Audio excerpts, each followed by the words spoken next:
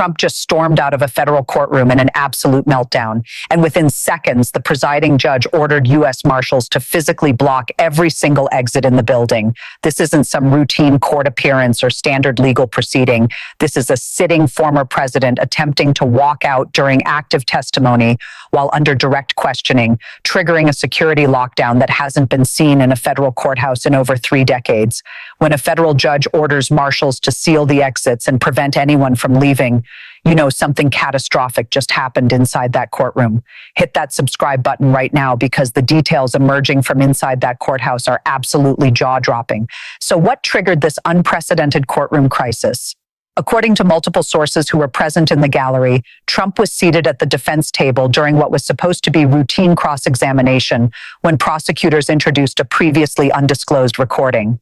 The audio, which allegedly captures conversations about document retention and obstruction discussions, was played for approximately 47 seconds before Trump abruptly stood up, shouted something inaudible to most observers, and began walking toward the rear courtroom doors.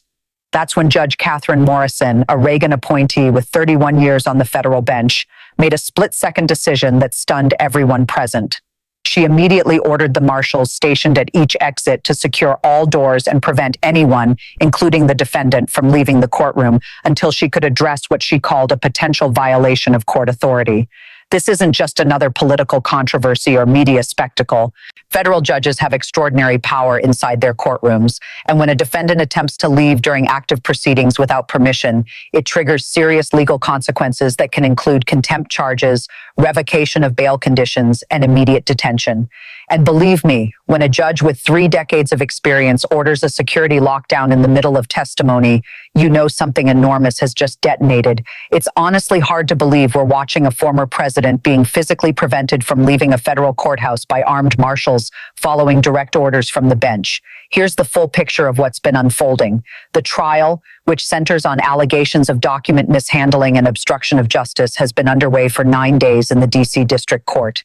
Tensions have been building throughout the proceedings, with repeated clashes between Trump's legal team and prosecutors over evidence admissibility, witness testimony, and courtroom decorum. But everything escalated on Tuesday morning, January 28th, when lead prosecutor Sarah Chen informed Judge Morrison that the government had obtained a recording made on June 14th, 2023, that directly contradicted previous testimony given by defense witnesses.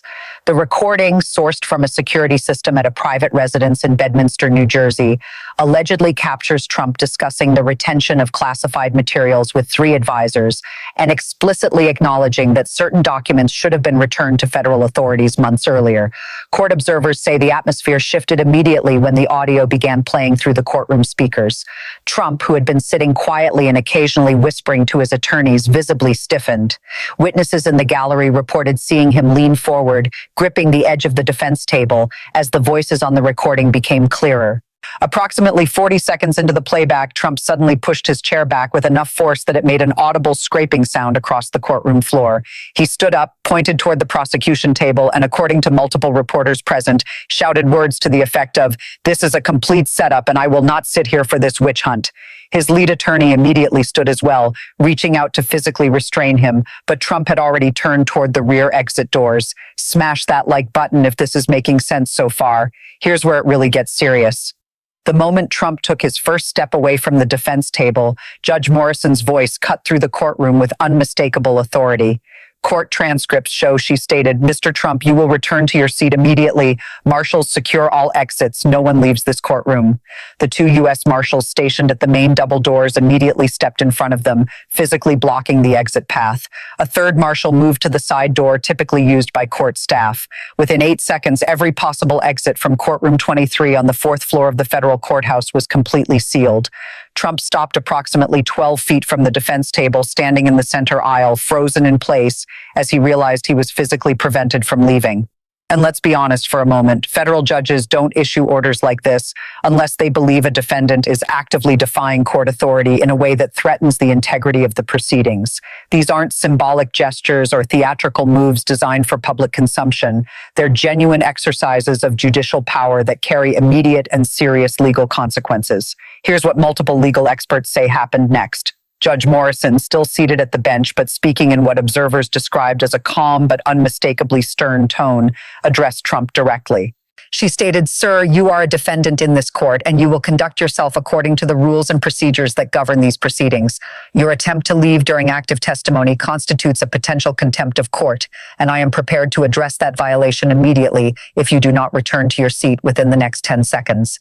Sources who were present told reporters that the courtroom fell into absolute silence. Trump stood motionless in the aisle for approximately 6 seconds, during which his lead attorney, Todd Blanchard, approached him and spoke quietly but urgently. Video footage from the courthouse's internal security system, portions of which were described to media outlets by court officials, shows Trump finally turning around and slowly walking back to the defense table. He sat down heavily, and according to observers seated in the front rows, his face was visibly flushed and his jaw was clenched throughout the remainder of the audio playback. Judge Morrison allowed the recording to finish, then immediately called for a 15-minute recess and ordered all counsel to approach the bench for what she described as a mandatory conference regarding courtroom conduct. Drop a comment right now if you saw this coming. I read every single one. Now things get absolutely wild. During that closed-door conference in Judge Morrison's chambers, which lasted 23 minutes according to courthouse time logs, prosecutors argued that Trump's attempted exit constituted willful contempt and requested that the judge impose sanctions, including restrictions on his movements during trial recesses and a formal warning that any future disruptions would result in his removal from the courtroom entirely. Trump's attorneys countered that their client was experiencing a medical episode, specifically claiming he felt dizzy and nauseous upon hearing the recording and was simply trying to leave to seek medical attention. Judge Morrison reportedly rejected that explanation outright, noting that Trump had not communicated any medical distress to his attorneys, had not requested permission to leave, and had shouted accusations about the proceedings before attempting to exit. The bombshell moment came when Judge Morrison returned to the bench and delivered her ruling. She stated on the record that Trump's conduct constituted a clear violation of courtroom decorum and represented an attempt to disrupt proceedings during damaging testimony. However, she declined to hold him in contempt at that moment, instead issuing what legal analysts are calling an extraordinarily stern warning. She told Trump directly, "Sir, you will remain seated throughout all testimony unless you have a genuine emergency that you communicate immediately to your counsel and to this court. You will not leave this courtroom without explicit permission from the bench. If you attempt to do so again, I will have no choice but to hold you in contempt, which carries penalties including fines and potential incarceration. This is not a political rally or a media appearance. This is a federal courtroom, and you will respect its authority." This move sent shockwaves through the legal community. Former federal prosecutors watching the proceedings remotely told news networks they had never seen a judge issue such a direct and forceful warning to a defendant, particularly one of Trump's stature and public profile. The language was unmistakable. Judge Morrison was putting Trump on notice that further disruptions would result in consequences that could include jail time for contempt, a scenario that would create a constitutional and logistical crisis of unprecedented proportions. The idea of a former president being held in contempt and potentially jailed during his own trial is something that legal scholars have theorized about but never actually witnessed in American history. This isn't the first time defendants have attempted to disrupt proceedings or challenge judicial authority in high-profile trials. Think back to the Chicago 7 trial in 1969 when multiple defendants and their attorneys were held in contempt for repeatedly disrupting proceedings, shouting at the judge, and refusing to follow courtroom rules. Judge Julius Hoffman eventually ordered defendants bound and gagged in the courtroom, a decision that remains controversial to this day.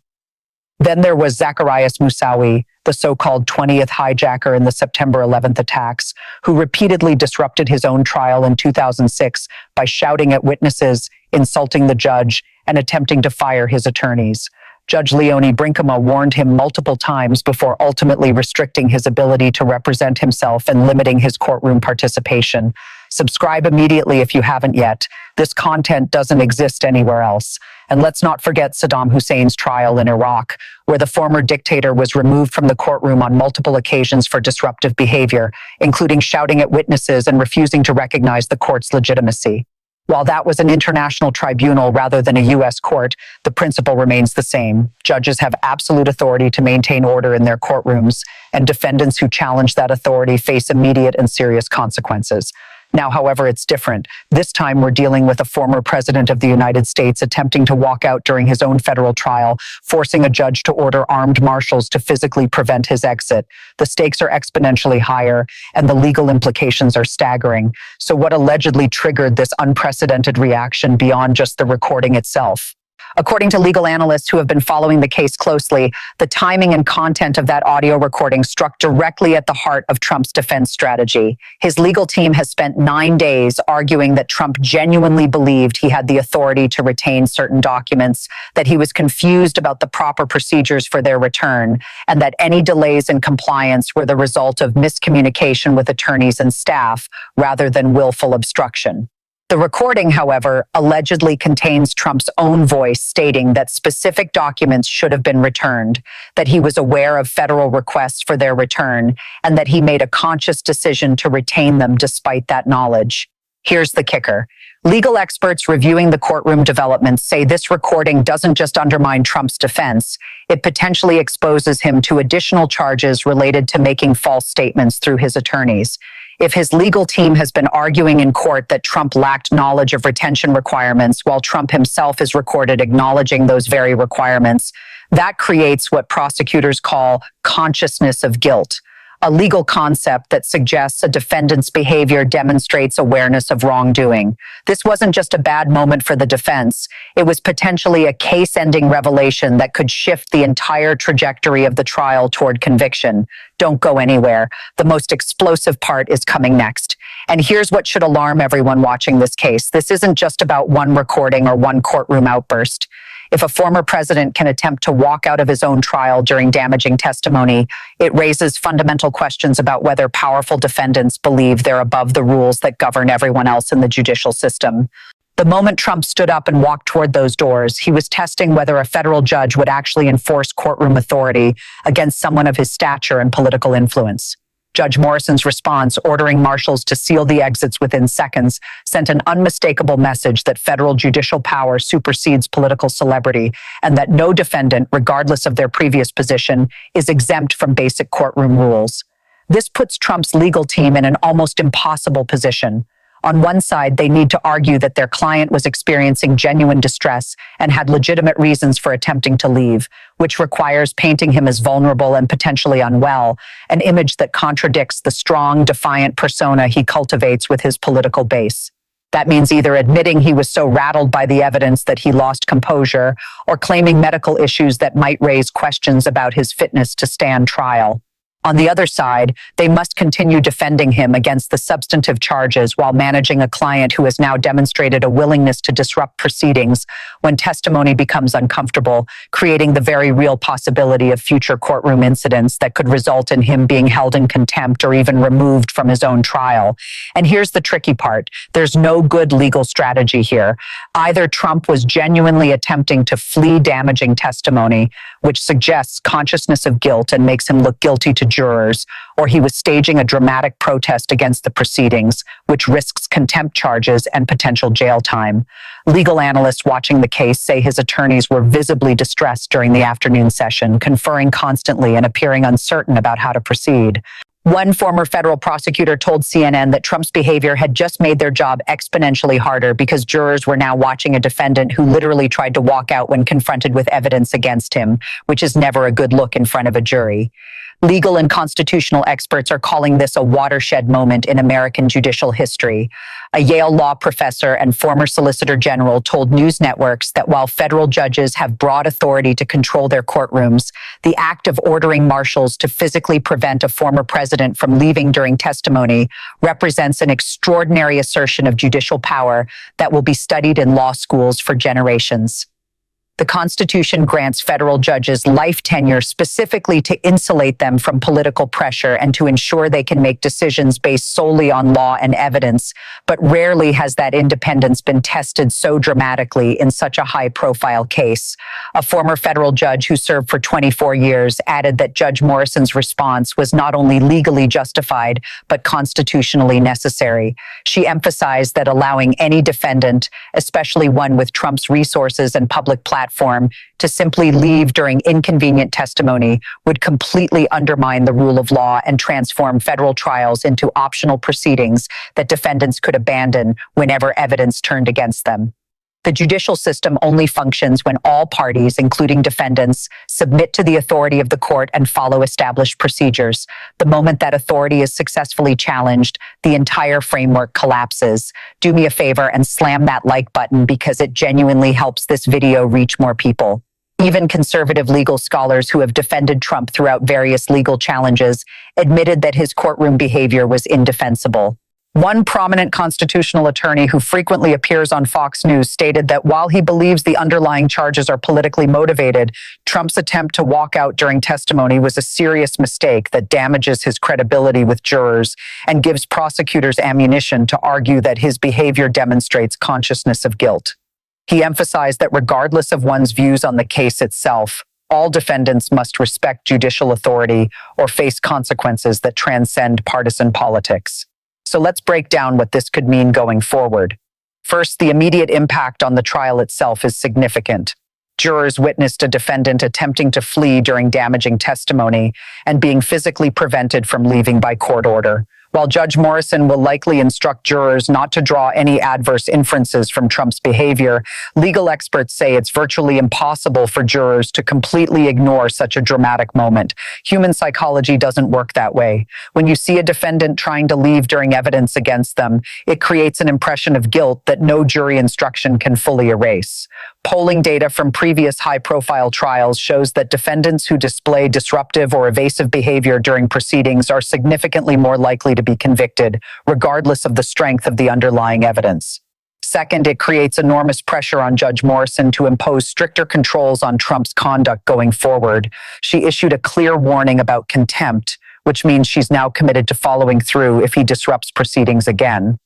Legal analysts say judges who issue such warnings and then fail to enforce them lose credibility and control over their courtrooms. This means that any future incident, even a relatively minor one, could result in Trump being held in contempt with penalties that might include fines or jail time.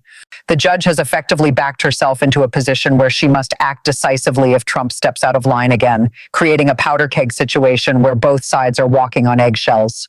Finally, looking ahead, the broader legal implications are staggering. This incident will be cited in legal briefs and appellate arguments for decades as an example of judicial authority being tested and enforced against a former president. It establishes precedent that high-profile defendants, regardless of their previous positions or political influence, are subject to the same courtroom rules as everyone else. If Trump is ultimately convicted, defense attorneys will almost certainly argue on appeal that the judge's actions prejudiced the jury and deprived him of a fair trial. Prosecutors will counter that Trump's own behavior necessitated the judge's response and that allowing him to leave would have undermined the proceedings entirely. Drop a comment below with your thoughts. I'm genuinely curious to see your perspective. But beyond the immediate legal ramifications, this is really about fundamental constitutional principles. The judiciary's independence and authority represent one of the core pillars of American democracy. Federal judges must be able to control their courtrooms and enforce rules impartially without fear of political backlash or public pressure. When a defendant, even a former president, attempts to simply walk out during unfavorable testimony, it challenges the very foundation of judicial authority. If there's no response, if judges allow powerful defendants to come and go as they please, the entire concept of equal justice under law becomes meaningless. If a former president can disrupt his own trial without consequences, it signals that wealth, power, and political influence can override the judicial process. It tells ordinary defendants facing federal charges that the system has different rules for different people, and it undermines public confidence in the courts at a time when trust in institutions is already dangerously low. This scenario is causing serious concern among legal scholars and constitutional experts across the political spectrum. Reports indicate that former judges and legal academics have been publishing op-eds and giving interviews emphasizing the importance of Judge Morrison's response and urging her to maintain strict courtroom discipline regardless of political pressure or public opinion. Meanwhile, Trump's core supporters are absolutely furious at Judge Morrison and the Marshals who blocked the exits. Social media is flooded with accusations of judicial tyranny, claims that the judge is a deep state operative, and calls for her impeachment. To Trump's base, this is the ultimate proof that the entire legal system is rigged against him, that judges and prosecutors are coordinating to silence him, and that his attempt to leave was a justified protest against a kangaroo court. They view the Marshals' actions as physical intimidation of a political opponent, and some are even claiming that Trump was essentially taken hostage in a federal courthouse. Things escalated further when Trump himself posted from his social media platform immediately after court adjourned for the day. He called Judge Morrison a radical left activist judge and claimed that marshals blocking the exits constituted unlawful detention.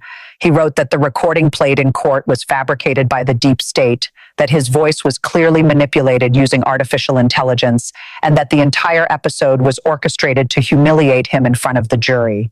He specifically attacked Judge Morrison by name, claiming she had no authority to prevent him from leaving and that her actions violated his constitutional rights.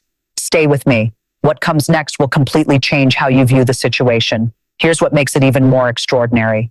Trump's own social media response essentially confirmed that he attempted to leave during damaging evidence. Instead of explaining that he had a medical emergency or legitimate reason for standing up, his post focused entirely on attacking the recording's authenticity and the judge's authority.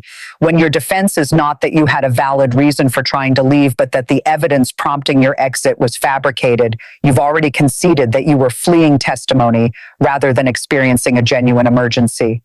Legal experts immediately flagged this as a massive strategic error that prosecutors will almost certainly exploit during closing arguments. Constitutional scholars pointed out the deeper problem with Trump's response, claiming that a federal judge lacks authority to control courtroom proceedings and prevent defendants from leaving during testimony, is essentially arguing that judicial power is illegitimate when applied to him specifically. That's not a legal argument. It's a rejection of the constitutional structure itself.